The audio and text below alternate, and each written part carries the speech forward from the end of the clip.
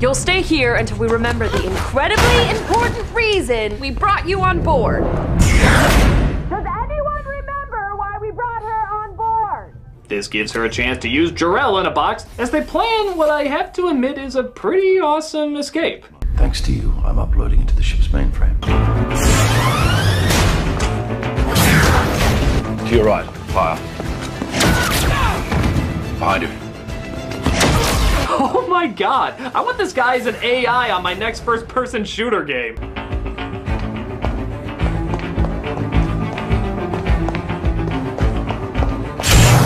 Secure yourself inside the open pod. Safe travels, Miss Lane.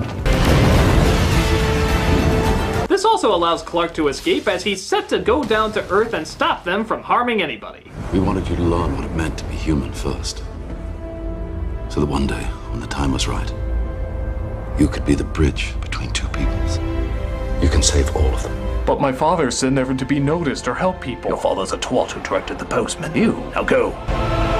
I am Jesus! I am Jesus! We heard you the first time! Hey, what's wrong with a little savior symbolism here or there? Here or there? I don't think the Bible has as much Jesus imagery. Okay, but what would someone who's half immortal and half human be like?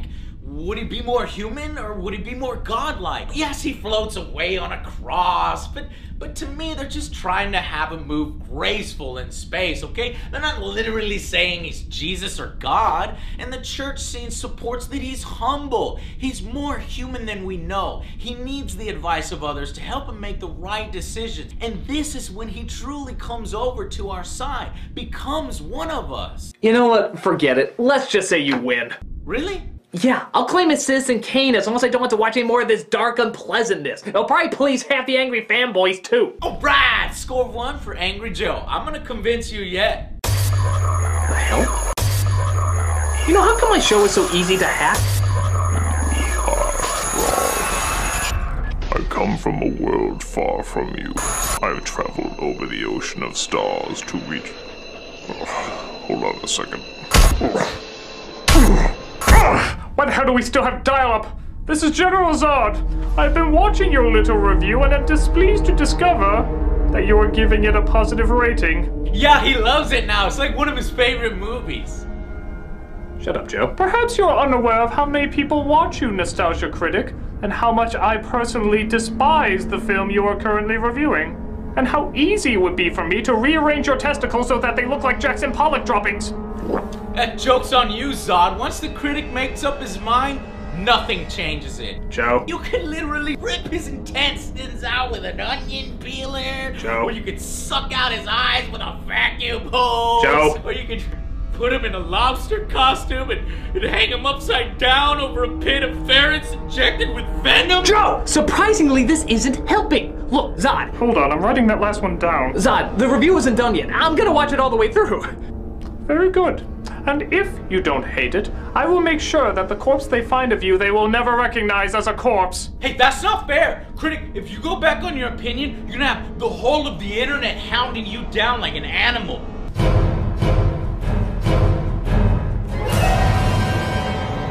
Can't we all just hate Superman 4?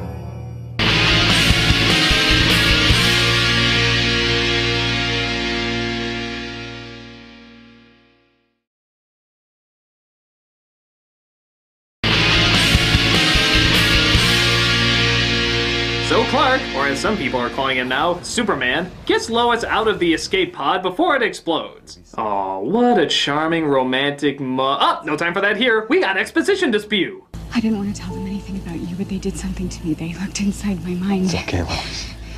They did the same thing to me. Huh. Guess they forgot to show that scene. Kind of pointless, seeing how they could get the exact same information out of him. Hell, maybe Zod managed to find the correct imagery this time. You see, Miss Lane, all of this and more can be yours if you just give us the information we require. Even the unicorn riding the marshmallow rainbow? Even the unicorn riding the marshmallow rainbow. So Zod approaches Clark's mother dressed as that thing from the opening of Alien and tries to force her to tell him where the Codex is. The Codex is not here. Where has he hidden it? I don't know. Where is the Codex?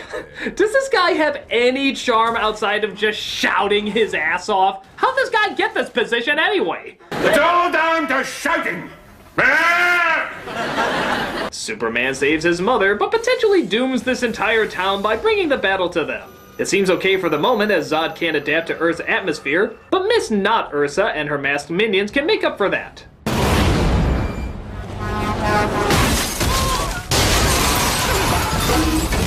I'm sorry, sir. The red, white, and blue pancakes are at Denny's. I appreciate your enthusiasm, though.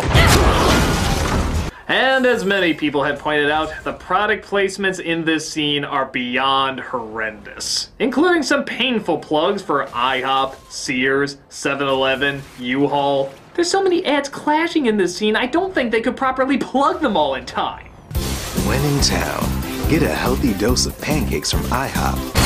Oh wait, when you need a little pick-me-up, grab a slushie from 7-Eleven. I mean, when you're looking for clothes for any occasion, Sears is the place for you. Moving soon? Let U-Haul handle all of your services. Oh, now you're not even trying. All right, I'll give you that one. There is way too much of that in the film. But Critic, you have to admit, the action scene is still amazing. What, with countless plugs and people dying left and right? Come on, you know your inner man-child can't look past how amazingly awesome the wanton destruction is.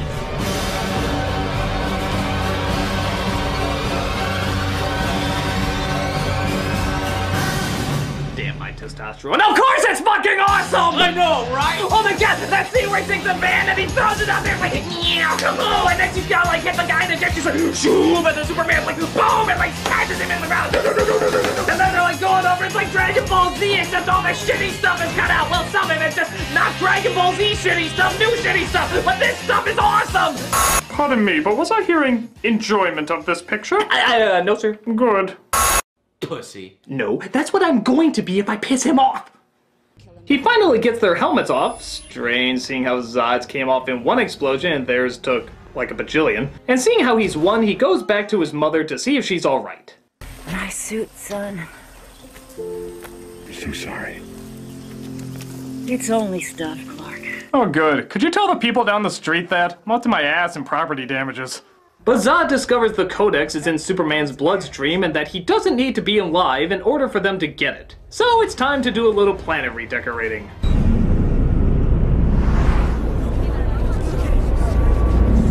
Ladies and gentlemen, because you've never seen the destruction of a major city in a summer blockbuster before, we give you that thing we just said.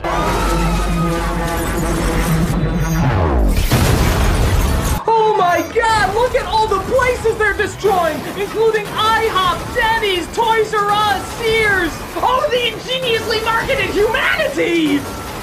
So two machines on either side of the world start leveling the planet. This calls for Star Trek style mumbo jumbo mixed in with a simple analogy the audience can understand. Ship is powered by something called a phantom drive. It bends space. Zod's ship uses the same technology, and if we can make the two drives collide with one another, a singularity can be created. Like a black hole. So the army goes to take out the one in the city, while Superman goes to take out the one over the Indian Ocean. Now, I know there's a lot of people who get angry saying, Superman should have taken the one in the city first. No! It's not just Superman who saves the world with one direct method. Brave civilians, our military, and Superman working together as one. Only he can make it there that fast to the other side of the world. And only he could possibly get around its defenses. Joe, honestly, this setup is so confusing, I'll just take your word for it. No! Everybody goes nuts over this, so I'm gonna explain it. What if Superman went for the main one and then they went for the other one there? They may not be able to shut the other one down. Maybe the other one has a self-destruct mechanism which would blow up the entire Earth if the first one got blown up. So Zod adapts to the Earth's atmosphere. Apparently half a lifetime of getting used to this can be reduced down to a couple of seconds now, and grabs the scout ship in order to start rebuilding Krypton. Meanwhile, Lois is on board the military ship about to blast the other one to hell, when something seems to go wrong. There's something wrong. It's not supposed to do this. Well, what's it supposed to do? It's supposed to go in all the way. Damn it, Lois, you had one job that we pointlessly put you in charge of, and that was just to push a button. And you couldn't even do that right! They do eventually get it to work, but Zod is hot on their trail. Target that aircraft. Terminate with extreme disinterest. But Superman stops the machine over the Indian Ocean and flies back to destroy Zod on his ship. Stop! If you destroy this ship, you destroy Krypton!